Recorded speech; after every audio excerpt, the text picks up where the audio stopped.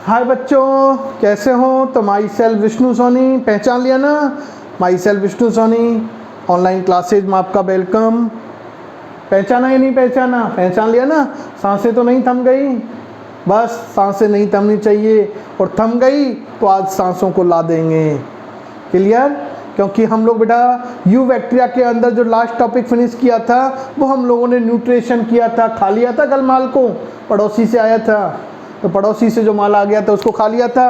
अब बस सांसें नहीं थमनी चाहिए, क्योंकि सांसें थम गई तो वापस से ला रहे हैं उस टॉपिक के साथ, रेस्पायरेशन इन बैक्टीरिया। रेस्पायरेशन इन बैक्टीरिया टॉपिक जो हम लोग डिस्कस कर रहे हैं बेटा टुडे, वो आपके हैं रेस्पायरेशन इन बैक्टीरिया। आज हो जाइए तैयार यू बैक्टीरिया को फिनिश करने के लिए। आज हम लोग यू बैक्टीरिया को फिनिश करके दम लेंगे, क्योंकि यू बैक्टीरिया हमें फिनिश करना है, बहुत लेंथी चल रहा है ना। तो रेस्पायरेशन इन बैक्टीरिया, बैक्टीरिया के अंदर बेटा रेस्पायरेशन की कैपेबिलिटी होती है, इतना तो आपके पास आ चुका है। क्योंकि रेस्पायरेशन की जो कैपेसिटी होती है यू बैक्टीरियल सेल के अंदर, हम लोगों ने एक मीजोसोम ऐसा ऑर्गन, एक ऐसी स्ट्रक्चर डिस्कस की थी जो कि इनर मेम्ब्रेन जो होती थी, बैक्टीरियल इनर मेम्ब्रेन, उसके इनफोल्ड होने से उसका फॉर्मेशन होता था। क्योंकि बैक्टीरिया इज द प्रोकैरियोटिक और मोनेरा किंगडम मेंबर, और मोनेरा किंगडम के मेंबर्स के अंदर well developed cell organelles, mitochondria जो मोस्टली रेस्पायरेटरी ऑर्गन होता है वो जनरली क्या होता है, एब्सेंट होता है। So respiratory site in the eubacteria in mesosome. Clear? तो फर्स्ट हम लोग बात करते हैं, तो respiration capacity present, respiration capacity found in bacteria यदि रेस्पायरेटरी साइट की बात करें तो बेटा होती है वो मीजोसोम, क्योंकि माइटोकॉन्ड्रिया एब्सेंट होती है। रेस्पायरेटरी जो एंजाइम्स होते हैं वो इसी के अंदर मीजोसोम के अंदर प्रेजेंट होते हैं। नीट के अंदर आया हुआ क्वेश्चन था, बार बार हम लोगों ने कई बार यूज किया है, नीट का क्वेश्चन है ये, याद रखना। आपके हो सकता है ये क्वेश्चन वापस से रिवाइज होकर आ जाए ना, क्योंकि 3-4 साल हो गए हैं तो ये क्वेश्चन आने के चांस प्रोबेबिलिटी बढ़ सकती है। आज का वीडियो फिर काम आ जाएगा ना। तो आगे देखें अपन लोग कि जो बैक्टीरिया होते हैं, इन बैक्टीरिया के अंदर जो रेस्पायरेशन होता है बेटा ये 2 टाइप का होता है। कितने टाइप से होता है? 2 टाइप से रेस्पायरेशन होता है। और जो रेस्पायरेशन होगा वो या तो ऑक्सीजन की प्रेजेंसी में होगा या ऑक्सीजन की एब्सेंसी में होता है। When respiration process complete in the presence of oxygen then it is known as aerobic respiration, and when respiration process complete in the absence of oxygen then it is known as the anaerobic respiration. When respiration process complete in the presence of oxygen then it is known as aerobic respiration. So first is the aerobic respiration. तो ये oxygen की presence में होगी, oxygen presence, short में लिख देता हूँ। और हम लोग बात कर रहे हैं when respiration process complete in the absence of oxygen then it is known as the anaerobic respiration, यानी ऑक्सीजन एब्सेंस।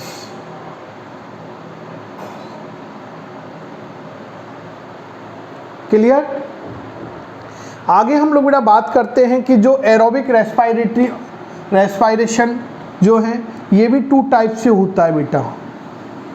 फर्स्ट होता है ऑब्लिगेट, याद आ गया ना, न्यूट्रिशन में बोला था कि बायो में बहुत जगह काम आएगा, और एक आएगा आपके फैकल्टेटिव।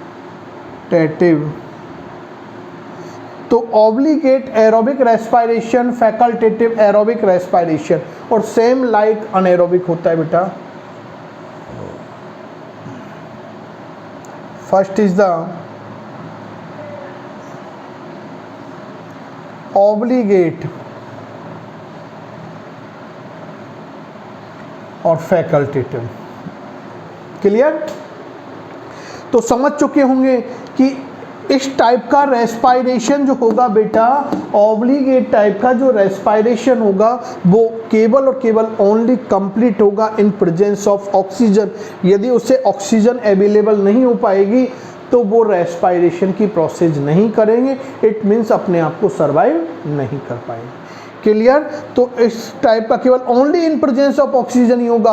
और फैकल्टेटिव में क्या होगा, ऑक्सीजन मिल जाए तब भी भला और अवेलेबल नहीं होगी तब भी भला हो जाएगा। तो इस टाइप का जो रेस्पायरेशन है वो एरोबिक टाइप का होता है, but in the absence of oxygen it is survive. ये अपने आप को सर्वाइव कर लेते हैं बेटा, रेस्पायरेशन कंप्लीट कर लेते हैं। तो this is the facultative aerobic. Clear? Example की यदि हम लोगों को बात करनी है तो एग्जाम्पल एजेटो वेक्टर, जो बैक्टीरिया होते हैं वो ऑब्लिगेट टाइप के होते हैं बेटा। और यदि फैकल्टेटिव की बात करें तो एसिटोबैक्टर,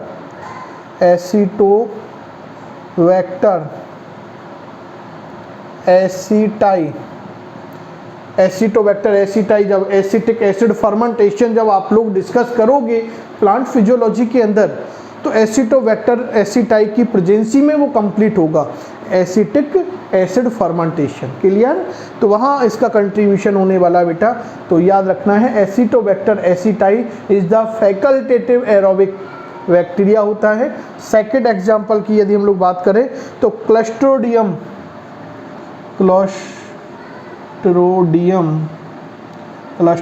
या क्लस्ट्रोडियम टेटेनी।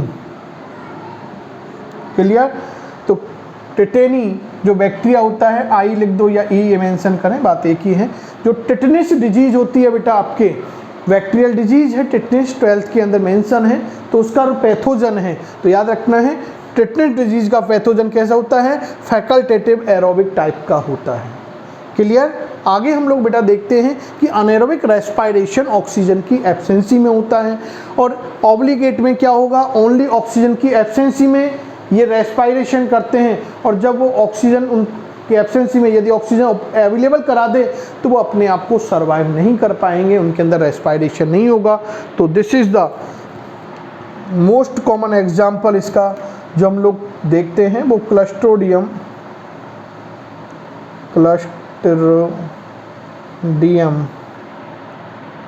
बोट्यूलिनम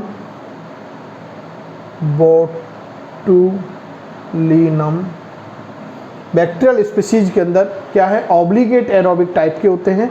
और यदि फैकल्टेटिव की बात करें तो बेटा ये जनरली ऑक्सीजन की एब्सेंसी में होते हैं, अनएरोबिक टाइप के होते हैं, लेकिन ऑक्सीजन अवेलेबल करा दें तब भी ये अपने आप को सर्वाइव कर पाएंगे। तो this type bacteria is the facultative aerobic respiratory bacteria होते हैं। और यदि इसकी बात करें तो मोस्टली जो आपके फर्मेंटेशन जो बैक्टीरिया होते हैं, mostly fermentation bacteria except of acetobacter aceti, क्योंकि एसिटोबैक्टर एसिटाई क्या है, फैकल्टेटिव एरोबिक है, जबकि मोस्टली फर्मेंटर बैक्टीरिया क्या होते हैं, फैकल्टेटिव अनएरोबिक टाइप के होते हैं। क्लियर? अच्छा क्वेश्चन है, प्लांट फिजियोलॉजी के साथ बिलोंग करता हुआ क्वेश्चन है, तो ये अच्छा क्वेश्चन यहाँ से आपके जनरेट हो सकता है। और एक एसिटो आप लोगों के बात करनी है तो ये आपके याद रखना है फर्मेंटेशन बैक्टीरिया। एक्सेप्शन आपको यहाँ मेंशन कर लेना है कि एक्सेप्शन क्या है, एसिटोबैक्टर एसिटाई। तो इस तरह से बेटा हम लोग देखते हैं कि ये आपके बैक्टीरिया के अंदर रेस्पायरेशन की प्रोसेस 2 टाइप से कंप्लीट होती है। क्लियर? टॉपिक क्लियर हुआ ना? तो अब सांसें थम गई या रुकी या बढ़ी, क्या हुआ देख लेना। तो रेस्पायरेशन वापस से जान आ गई होगी ना। चलो, तो ये आपके रेस्पायरेशन टॉपिक फिनिश होता है बेटा। नेक्स्ट टॉपिक जो हम लोग कंप्लीट करने वाले हैं बेटा वो आपके हैं reproduction in bacteria. Reproduction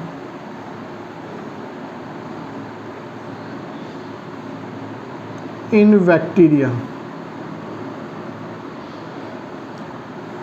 reproduction in bacteria यदि हम लोग बेटा बात करें तो रिप्रोडक्शन एक बायोलॉजिकल प्रोसेस हम लोगों ने डिस्कस की थी। बायोलॉजिकल प्रोसेस है जिसके थ्रू कोई भी ऑर्गेनिज्म है वो अपने जैसे इट्स सेल्फ न्यू प्रोजेनी को इंडिविजुअल्स को क्या करता है, प्रोड्यूस करता है। ऐसी एबिलिटी ईच ऑर्गेनिज्म के अंदर प्रेजेंट होती है। तो सेम एबिलिटी बैक्टीरिया के अंदर भी प्रेजेंट होती है। बैक्टीरिया अपने जैसे न्यू प्रोजेनी को इंडिविजुअल्स को क्या कर सकते हैं, जनरेट कर सकते हैं by the two method. First is the asexual reproduction और second is the sexual reproduction. तो बैक्टीरिया के अंदर बेटा जो रिप्रोडक्शन है वो टू टाइप से कंप्लीट होता है। First is the asexual reproduction, two types. First is the asexual reproduction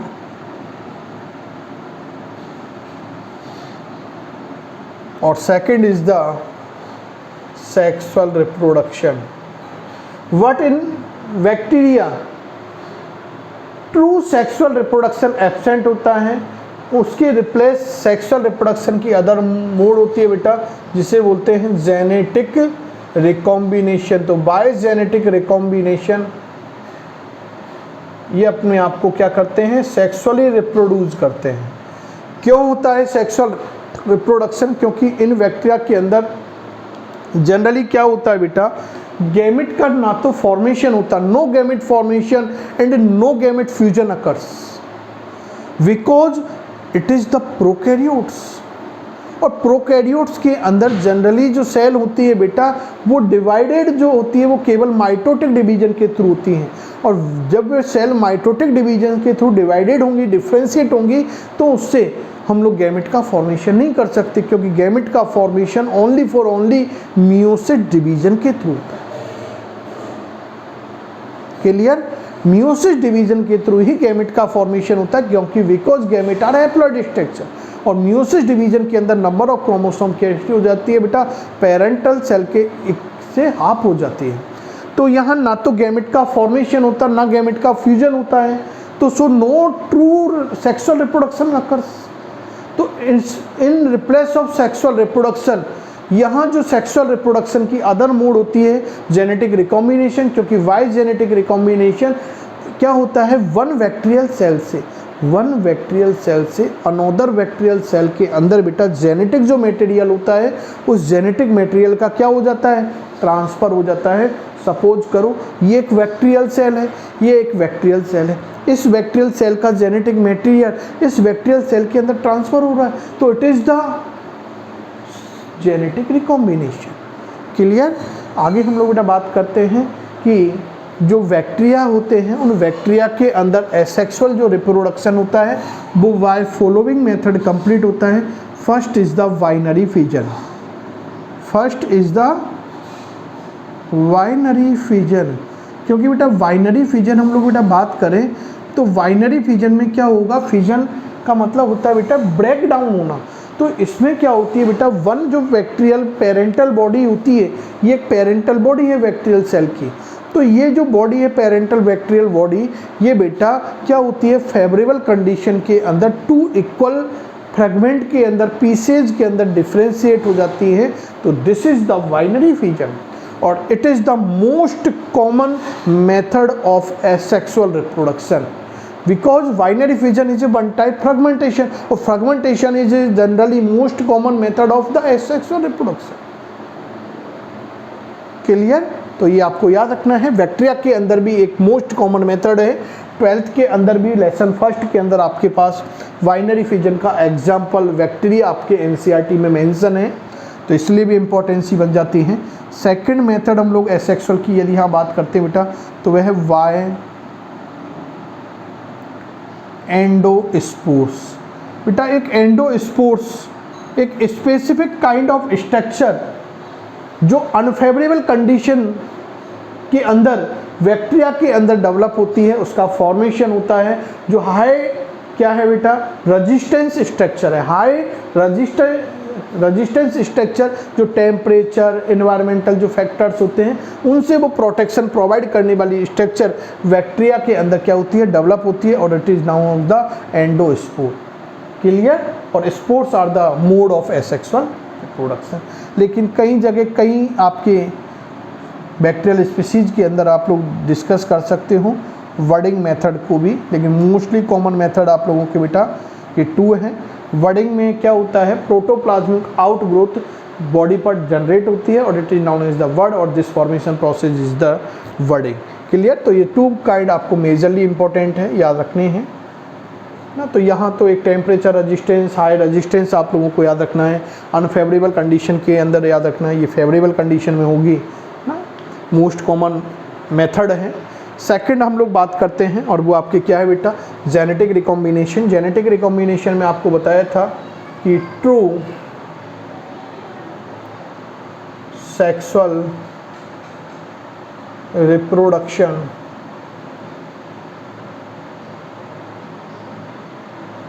lack in bacteria because no gamete formation and gamete fusion occurs। Clear.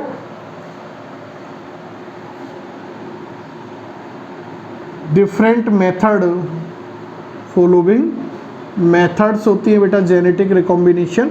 Following type से कंप्लीट होता है, one cell to another cell जो genetic material है उसका transfer following method से complete होता है। Number 1 first is the transformation. First is the transformation, second is the conjugation और third is the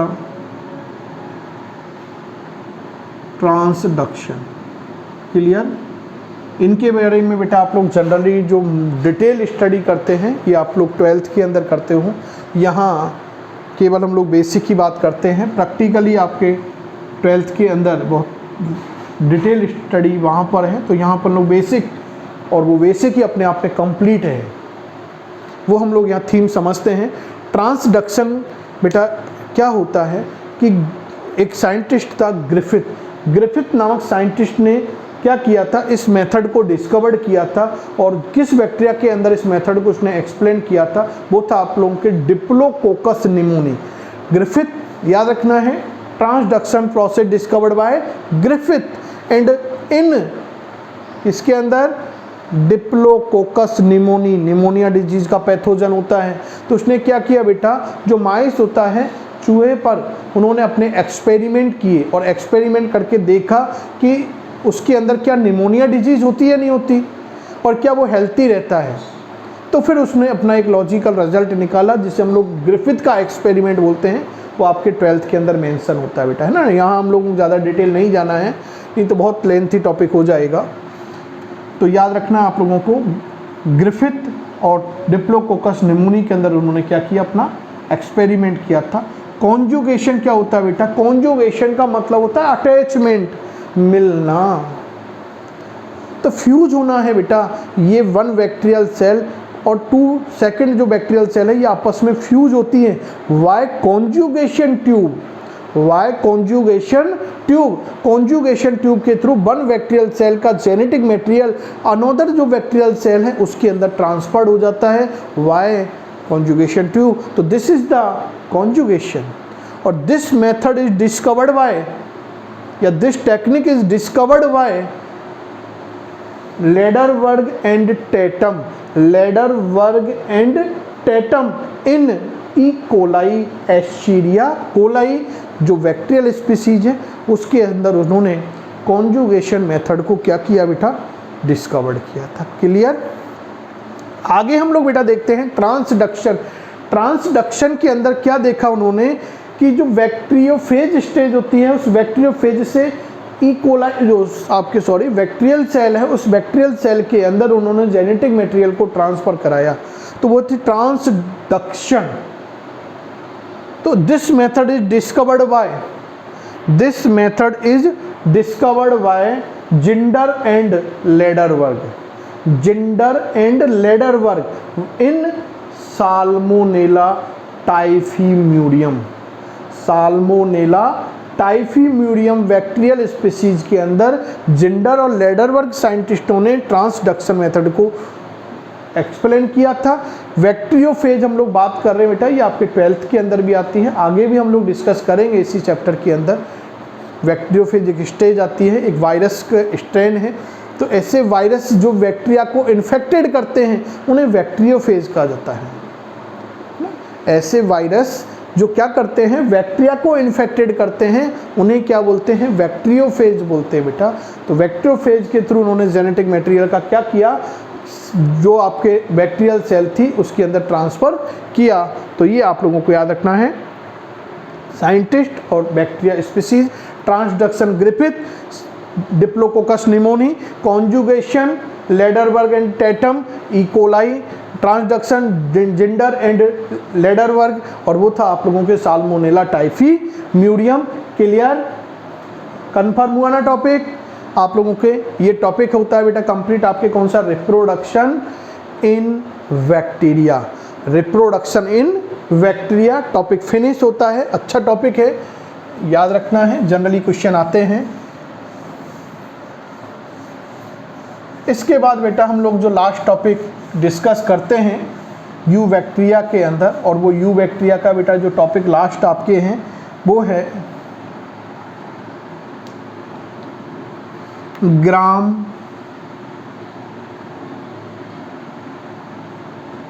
स्टेनिंग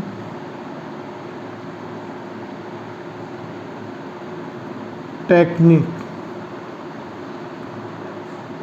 तो एक साइंटिस्ट था बेटा क्रिश्चियन ग्राम, उस क्रिश्चियन ग्राम नामक साइंटिस्ट ने, क्रिश्चियन ग्राम नामक साइंटिस्ट ने अपनी एक स्टेनिंग टेक्निक फॉलो की, और उस स्टेनिंग टेक्निक से जब उन्होंने बैक्टीरिया को स्टेन किया तो बैक्टीरिया की सेल वॉल के कलर के अंदर कुछ चेंजेज आए, और उस कलर के चेंजेज के बेस पर उन्होंने 2 काइंड ऑफ बैक्टीरिया डिफाइन किए। First is the gram positive bacteria और second other is the gram negative bacteria. तो वो स्टेनिंग टेक्निक के बेस पर उन्होंने अपना आइडेंटिफिकेशन दिया था कि bacteria are the 2 type, gram positive bacteria and gram negative bacteria. किस तरह से हम लोग इस मेथड को, टेक्निक को करते हैं, कैसे उस बैक्टीरिया स्पीसीज को आइडेंटिफाई करते हैं कि वो पॉजिटिव है या नेगेटिव है, तो उसको हम लोग प्रैक्टिकली समझते हैं बेटा। फर्स्ट ऑफ ऑल हम लोग एक ग्लास की स्लाइड का हम लोग यूज़ करते हैं, उस स्लाइड पर ये बैक्टीरिया स्ट्रेन को अपन लोगों ने रख दिया, तो ये विद बैक्टीरियल स्लाइड है, उसको हम लोग क्या करते हैं बेटा, हॉट करते हैं। स्लाइड को क्या करते हैं, हॉट करते हैं, और हॉट करने के बाद क्या किया जाता है, आगे आफ्टर सम टाइम हम लोग उसको कोल्ड होने के लिए रख दिया, फिर उसके अंदर क्रिस्टल वॉयलेट से इसको क्या करते हैं, स्टेन किया जाता है। क्रिस्टल वॉयलेट के थ्रू हम लोग क्या करते हैं, अब इस स्लाइड को हम लोग क्या करते हैं, स्टेन करते हैं। स्टेन करने के आफ्टर फिर हम लोग आफ्टर 1 मिनट हम लोग फिर क्या करेंगे कि 90% एथिल एल्कोहल से इस स्लाइड को हम लोग री-स्टेन करते हैं, और उसके बाद हम लोग ऑब्जर्व करते हैं, वॉश करने के बाद, वाटर से वॉश करने के बाद हम लोग ऑब्जर्व करते हैं कि जो ये विद बैक्टीरिया स्लाइड है इसका जो कलर है वो हम लोगों को या तो वॉयलेट ना, वॉयलेट कलर, कई जगह पर्पल भी लिखा हुआ मिल जाएगा, है ना, तो वो कोई दिक्कत नहीं है, तो वॉयलेट कलर आता है, या फिर आप लोगों को कलरलेस कंडीशन ऑब्जर्व हो सकती है, कलरलेस। यदि ये ग्राम पॉजिटिव होंगे, यदि ये ग्राम पॉजिटिव हैं तो वॉयलेट या पर्पल कलर आएगा, और यदि ये ग्राम नेगेटिव टाइप का बैक्टीरिया हुआ होगा तो ये नेगेटिव होगा तो कलरलेस आएगा। लेकिन कंफर्म कैसे करें, तो उसके लिए उन्होंने आगे भी एक प्रोसेस की, अपनी टेक्निक जो स्टेनिंग टेक्निक थी उसको कंप्लीट किया था कि जब हम लोग आगे इस वॉयलेट कलर वाली जो स्लाइड आई थी हमारे पास, इसको यदि हम लोग सैफरिन सॉल्यूशन से स्टेन करे। सेफ्रिन जो सॉल्यूशन होता है बेटा, ये लेबोरेटरी के अंदर आप लोग देखोगे कि रेड कलर का सॉल्यूशन होता है। जब हम लोग इस वॉयलेट कलर स्लाइड को क्या करें, सेफ्रिन से स्टेन करें, तो अब हमारे पास इस जो स्लाइड है या जो बैक्टीरियल स्पीसीज है उसका कलर हमारे पास क्या रहता है, कोई वॉयलेट या पर्पल कलर रहता है। तो इट मीन्स कन्फर्म हो गया कि ये जो बैक्टीरिया है इस स्लाइड के अंदर ये कौन सा है, ग्राम पॉजिटिव नेचर का बैक्टीरिया है। और यदि हम लोग क्या करें आगे, इसको हम लोग जब सेफ्रिन सॉल्यूशन से स्टेन करते हैं तो स्टेन करने के बाद, क्योंकि कलरलेस है, वाइट है कलर अपने आप में, जब उसमें रेड कलर डालेंगे तो कलर तो चेंज होगा ना।